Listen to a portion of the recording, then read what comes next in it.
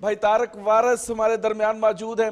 بھائی جی، ہم تو اپنے پورے دل سے ایمان رکھتے ہیں کہ بائبل مقدس یعنی تمام صحائف، توریت اور اناجیل اور خطوط اور مکاشف سب کچھ خداوند کی طرف سے الہامی کتاب ہے۔ لیکن دوسرے فیتھس رکھنے والے لوگ جو ہیں، جو ڈیفرنٹ فیتھ رکھتے ہیں، نان کرسچنز جو ہیں، وہ بہت سارے سوالات اٹھاتے ہیں کتاب مقدس کے اوپر اور اس کے اندر موجود کانٹینٹس کے اوپر کہ یہ اوتھینٹک نہیں ہے، یہ اس کی کوئی ہسٹوریکل بیک گراؤنڈ نہیں ہے اور کوئی ہسٹوریکل پروف نہیں ہے کہ یہ ایک مستند کتاب ہے اور یہ الہامی کتاب ہے۔ یہ بہت سارے لوگوں کے ذہنوں میں سوال ہے اور ہمارے بہت سارے بھولے بھالے مسیحی جو ہیں ان کے پاس اس کا جواب نہیں ہوتا۔ ہمیں اس پروگرام کے توسط سے آپ سے جاننا ضرور ہے کہ بائبل مقدس جو کہ ایک الہامی کتاب ہے، وہ کیسے الہامی کتاب ہے؟ یہ بڑا ہی اہم سوال ہے اور میں آپ کو اپریشیٹ کروں گا کہ آپ نے اس کو اٹھایا۔ بائبل مقدس کے تعلق سے اکثر اس کے الہامی ہونے پر سوال اٹھایا جاتا ہے اور اس کے تبدیل کیے جانے پر۔ لفظ بائبل جو ہے یونانی زبان کا لفظ ہے ببلوس، اور کچھ لوگ کہتے ہیں ببلیا، یہ اس سے ماخوذ ہے اور اس کا لفظی مطلب ہے کتابیں۔ بائبل مقدس ویسے تو ایک کتاب ہے، لیکن در حقیقت یہ 66 کتابوں کا ایک مجموعہ ہے۔ یہ ایک مقدس منی لائبریری ہے جس کے 2 حصے ہیں۔ پہلے حصے کو ہم کہتے ہیں پرانا عہد نامہ یا اولڈ ٹیسٹامنٹ، اور نئے حصے کو دوسرے حصے کو ہم کہتے ہیں نیا عہد نامہ یا نیو ٹیسٹامنٹ۔ پرانے عہد نامے میں 39 کتابیں ہیں اور نئے عہد نامے میں 27 کتابیں ہیں، اور ان کو ملا کر بائبل مقدس 66 کتابوں پر مشتمل ایک منی لائبریری ہے، جس کے بارے میں مسیحیوں کا یہ ایمان ہے کہ یہ خدا کے پاک روح کے الہام سے لکھی گئی ہے۔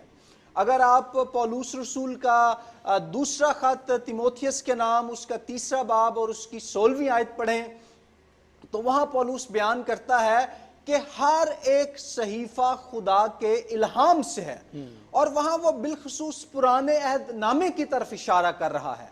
لیکن پرانا اور نیا عہد نامہ دونوں ہی خدا کے پاک روح کے الہام سے ہیں، اور الہام کے لیے جو لفظ یونانی میں استعمال ہوا ہے نئے عہد نامے میں، اس کا لفظی مطلب ہے خدا کے دم سے، خدا کے سانس سے۔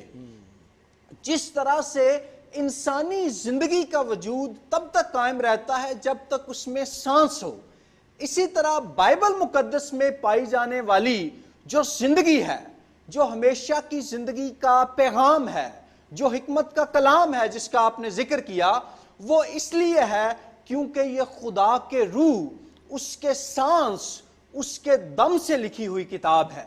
اور پھر پطرس کے خط میں یہ ذکر ہمیں ملتا ہے کہ جو کلام ہے، جو بائبل ہے، جو نبیوں کی باتیں ہیں، یہ خدا کے روح کی قدرت سے لکھی گئی ہیں۔ اور یہاں پر ایک جو اہم بات ہے وہ یہ ہے کہ جب لوگ یہ الزام لگاتے ہیں کہ بائبل بدل گئی ہے، تو اس تعلق سے میں یہ کہوں گا کہ جب آپ لوگوں کی زندگیوں پر بائبل کے اثر کو دیکھتے ہیں تو ہمیں پتہ چلتا ہے کہ حقیقت میں بائبل تبدیل نہیں ہوئی ہے، بلکہ بائبل تبدیل کر دیتی ہے۔ ہاللیلویہ، پریز گاڈ، بہت خوب۔ اور ایسی بہت سی گواہیاں جو ہیں ہمارے سامنے ہیں۔ میں کئی ایسے دوستوں کو جانتا ہوں جو پہلے بائبل کے مخالف تھے۔ ایک اور جو ہے غیر مسیحی مذہب سے تعلق رکھنے والا ایک شخص تھا جس نے تحقیق کا آغاز کیا کہ وہ علمی اور تحقیقی اعتبار سے یہ ثابت کرے کہ بائبل تبدیل ہو گئی ہے، لیکن اس کے بعد اس کی تحقیق کا نتیجہ یہ نکلا کہ وہ مسیحی ہو گیا، اور اس نے کہا بائبل تو تبدیل نہیں ہوئی لیکن میں اس کے زندگی بخش کلام کے وسیلے سے تبدیل ہو گیا۔ پریز گاڈ، پریز گاڈ۔ جب ہم اسکالرلی انداز میں اس سوال کو پرکھیں تو اس کے تعلق سے 4 پوائنٹس میں آپ کے سامنے پیش کرنا چاہتا ہوں۔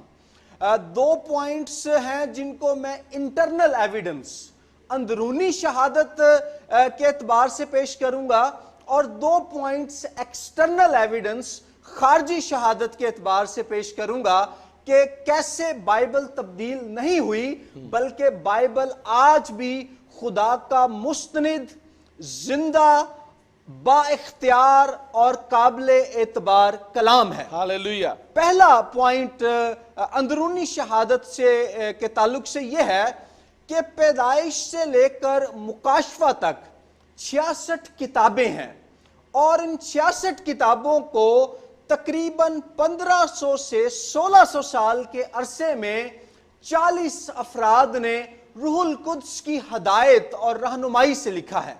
ان میں بادشاہ بھی شامل تھے، چرواہے بھی شامل تھے، نبی بھی شامل تھے، رسول بھی شامل تھے، اسکالرز بھی شامل تھے، اس کے علاوہ ٹیکس کلیکٹر بھی شامل تھے، اور ان 40 لوگوں نے 3 زبانوں میں اس کتاب کو لکھا۔ سب سے زیادہ عبرانی زبان میں، پھر اس کے بعد یونانی زبان میں، اور دانیل اور مرکز کی کتاب کی چند آیات ارامی زبان میں لکھی گئیں جو یسوع مسیح کی مادری زبان تھی۔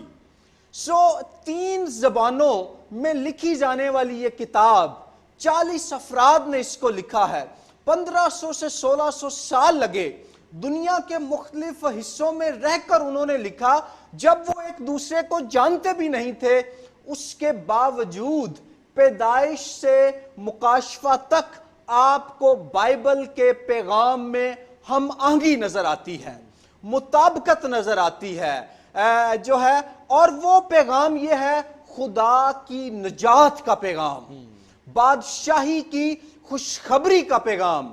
میں سمجھتا ہوں کہ اگر یہ انسان کی سوچ کی ایجاد اور تخلیق ہوتی اور انسانوں کی حکمت عملی کے نتیجے میں یہ کتاب لکھی جاتی تو ہمیں ان 66 کتابوں میں یہ جو ایک زنجیر ہے جس کی کڑی سے کڑی مل رہی ہے، ایک کتاب اس کے بعد لکھی جانے والی کتاب کے پیغام کی تصدیق کر رہی ہے، اور یہ فلو، یہ بہاؤ جو بائبل میں ہمیں نظر آتا ہے خدا کی نجات کے منصوبے کا ظہور اور مکاشفہ اس قدر خوبصورت، ہم آہنگ اور ہارمونیس انداز میں نظر آتا ہے۔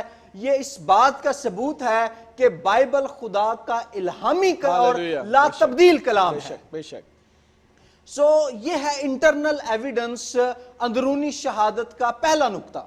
دوسری جو بات اندرونی شہادت کے تعلق سے وہ ہے یسوع مسیح کی زندگی میں پرانے عہد نامے کی پیش گوئیوں کی تکمیل۔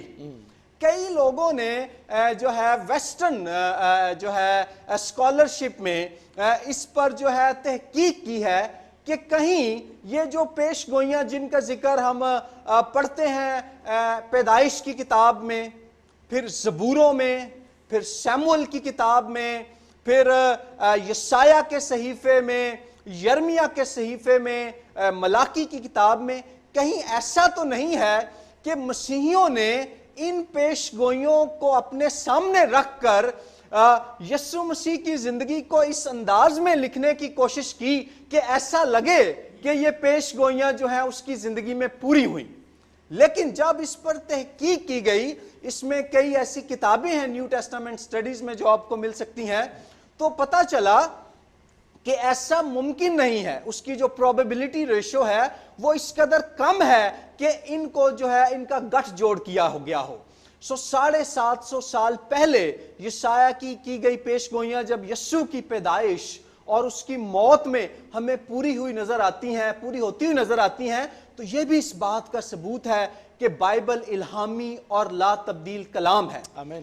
خارجی شہادت کے اعتبار سے 5000 سے زیادہ ہمارے پاس یونانی زبان میں نئے عہد نامے کے نسخے ہیں، اور نیا عہد نامہ لکھا ہی یونانی زبان میں گیا تھا۔ جب آپ ان نسخوں کو جو شروع کی صدیوں میں سے ہیں آج کی بائبل سے کمپیئر کرتے ہیں تو آپ اس بات پر یقین کرنے کے علاوہ اور کسی دعوے کا چارہ آپ کے پاس نہیں رہتا کہ بائبل خدا کا لا تبدیل کلام ہے۔ آج کی جو بائبل اور شروع کی صدیوں کی لکھی گئی یونانی زبان میں بائبل، ان میں آپ کو جو ہے مطابقت نظر آتی ہے۔